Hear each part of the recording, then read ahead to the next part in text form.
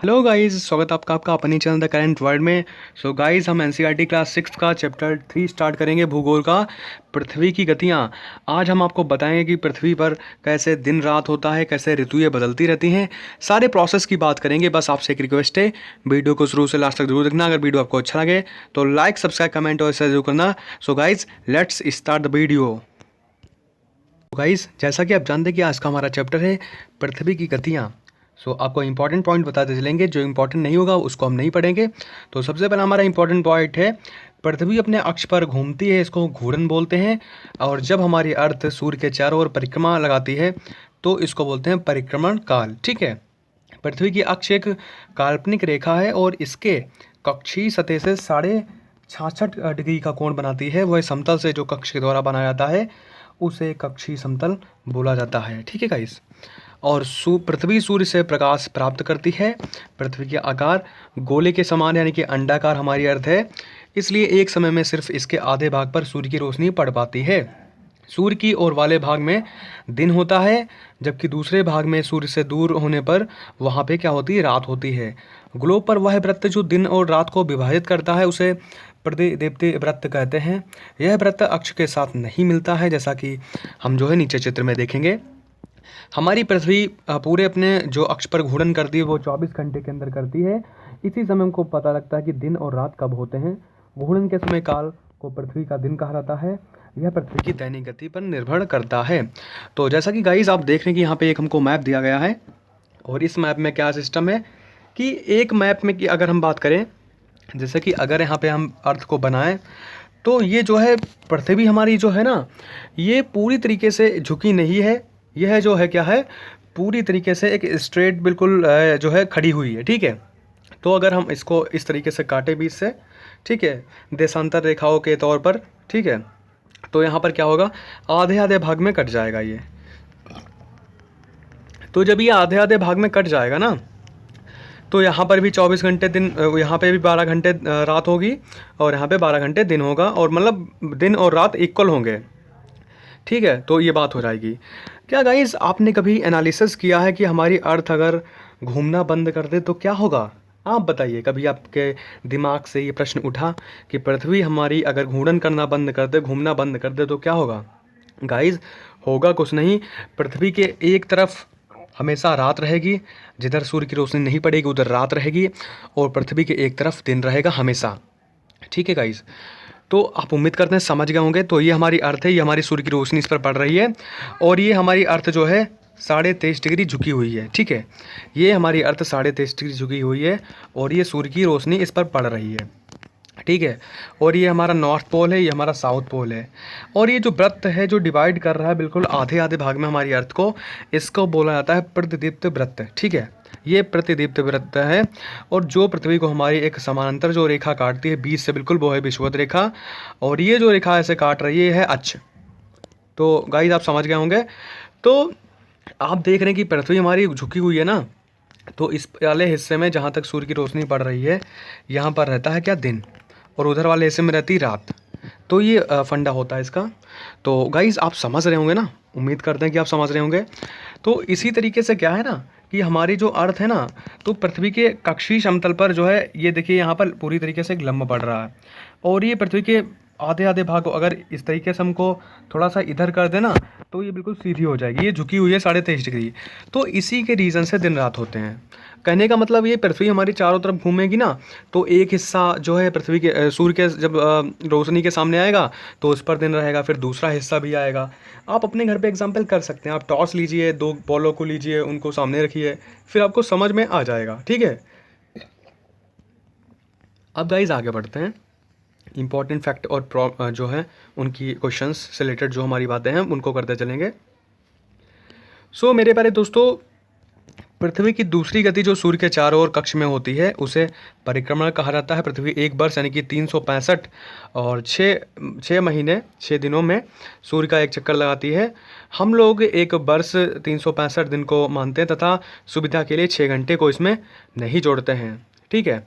तो ये फंडा है। इसको लीप ईयर, देखो होता क्या है ना कि 4 वर्षों में प्रत्येक वर्ष बचे हुए 6 घंटे को मिलाकर एक दिन यानी 24 घंटे के बराबर कर दिया जाता है। इसके अतिरिक्त दिन को, फरवरी के महीने को जो है इसमें ऐड कर दिया जाता है, जिससे कभी कभी क्या होता है किसी किसी वर्ष में हमारी जो फरवरी होती है ना वो 29 दिनों की हो जाती है, और किसी महीने में 28 की हो जाती है।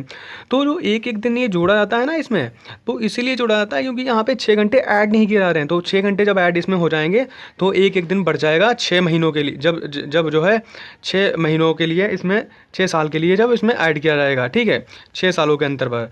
तो एक हमारे लीप वर्ष में कितने दिन होते हैं? 366 दिन, ठीक है। कैसे? तो देखो आपको बताना चाहेंगे कि जो हमारा वर्ष 4 से डिवाइड हो जाए, यानी कि जैसे हमने 2020 लिया तो ये पूर्णतः 4 से विभाजित हो रहा है, 4 पंचे 20 और 4 पंचे 20, तो ये लीप ईयर है। अगर जो 4 से विभाजित ना हो वो लीप ईयर नहीं होगा, आप इतना याद रखना। तो ये हमारा मैप है, बहुत ही इंपॉर्टेंट मैप है। ये हमारी पृथ्वी की गतियाँ हैं, इनको ही समझ करके हम एनालिसिस कर सकते हैं कि आखिर हमारी अर्थ जब घूमती है तो कौन सी कंट्री में सूर्य की जो रोशनी है वो बिल्कुल लंबवत पड़ती है, कौन सी लंबवत नहीं पड़ती है। तो ये हमारा बीच में है सूरज, ठीक है, और ये हमारी अर्थ चक्कर लगा रही है। मान लो जो है यहाँ से स्टार्ट करते हैं शरद ऋतु से, यहाँ पे बसंत ऋतु से शुरू करते हैं। तो हमारी जब बसंत ऋतु होती है ना, तो जो सूर्य की किरणें हैं ना वो नीचे से, यानी कि पड़ती तो सामने ही हैं, लेकिन वो पूरी तरीके से कह सकते हैं कि यहाँ पर पड़ती हैं। ये देखिए इधर वाले हिस्से पर जो हमारा दक्षिणी ध्रुव है वो पूरा कवर हो जाता है। इसी तरीके से जब पृथ्वी हमारी घूमती हुई जो है उसके बाद में ये जो है ग्रीष्म ऋतु में प्रवेश करती है, ग्रीष्म में नहीं शरद में जाएगी, ये सर्कल के अकॉर्डिंग चलेंगे। तो यहाँ पर क्या होता है, सूर्य की रोशनी लंबवत पड़ती है, किस पर? हमारी जो है यहाँ पर कर्क रेखा पर, ठीक है। तो ग्रीष्म ऋतु में 21 जून को हमारे भारत देश, यानी कि हमारा भारत देश जो है कर्क रेखा पर ही स्थित है, बीच से कर्क रेखा गुजरती है। तो इसीलिए हमारे देश में 21 जून को सबसे गर्म दिन माना जाता है, ग्रीष्म ऋतु होती है। लेकिन सेम कंडीशन क्या होती है जब हमारी शरद ऋतु होती है, यानी कि जब ठंडक होती है ना, तो उस समय क्या होता है कि ऑस्ट्रेलिया में मकर रेखा पर सूर्य की लंबवत किरणें पड़ती हैं। तो ऑस्ट्रेलिया में क्या होता है, ऑस्ट्रेलिया में जब हम ठंडक झेल रहे होते हैं सितंबर दिसंबर में, तब ऑस्ट्रेलिया में ग्रीष्म ऋतु हुई होती है, ग्रीष्म ऋतु चल रही होती है, ठीक है। कब? 23 सितंबर को। और उसी समय क्या होता है, क्रिसमस मनाया जाता है। तो आपने कभी एनालिसिस किया गाइस कि जब हम अपनी ठंडक में क्रिसमस सेलिब्रेट कर रहे होते हैं तो ठंडक ऐसा कोई थोड़ी ना कि पूरे दुनिया में ठंडक ही होगी, लेकिन ऑस्ट्रेलिया में ग्रीष्म ऋतु होती है, वहीं पर जो है क्रिसमस सेलिब्रेट करते हैं, ठीक है गाइस।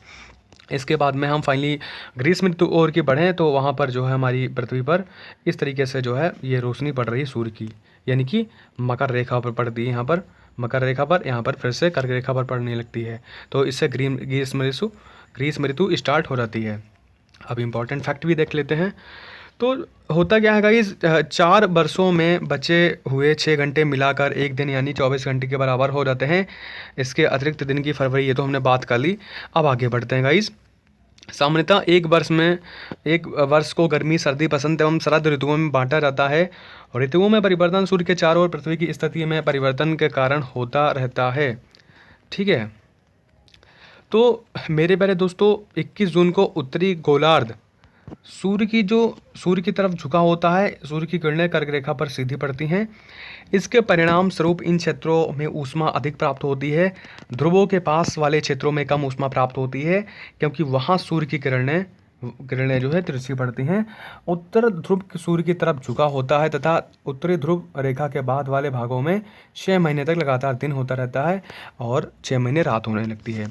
देखिए गाइस, जैसे कि ये हमारा जो है सन है बीच में, ठीक है, और ये हमारी अर्थ है भी। अर्थ जो है चारों तरफ मूवमेंट कर रही है, चारों तरफ घूम रही, परिक्रमा कर रही है।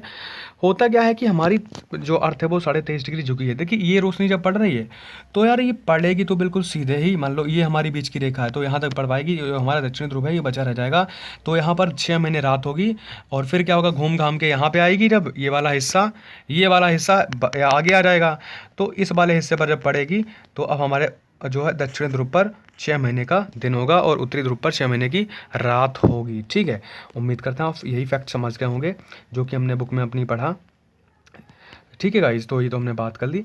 तो मेरे प्यारे दोस्तों, ये तो हमने बात कर ली इंपॉर्टेंट। अब बात करते हैं 22 दिसंबर को दक्षिणी ध्रुव के सूर्य की ओर झुके होने के कारण मकर रेखा पर सूर्य की किरणें सीधी पड़ती हैं।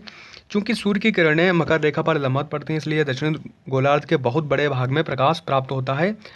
इसलिए दक्षिणी गोलार्ध में लंबे दिन तक छोटी रातें व ऋतु होती हैं। हमने बात कर ली, अब आगे बढ़ते हैं।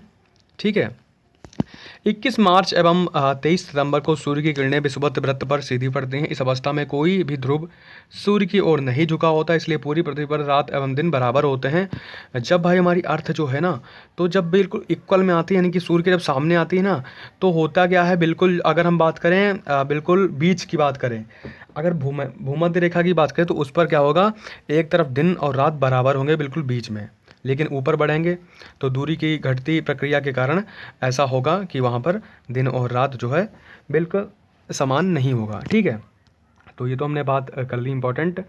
तो देखिए, होता क्या है कि जब हमारे देश में जब ग्रीष्म ऋतु चल रही होती है, तो हमारे देश के अंदर कर्क रेखा पर सूर्य लंबवत पड़ रहा होता है। ठीक है, तो ये सारी इंपॉर्टेंट हमने बातें कर ली गाइस, उम्मीद है कि आप समझ गए होंगे।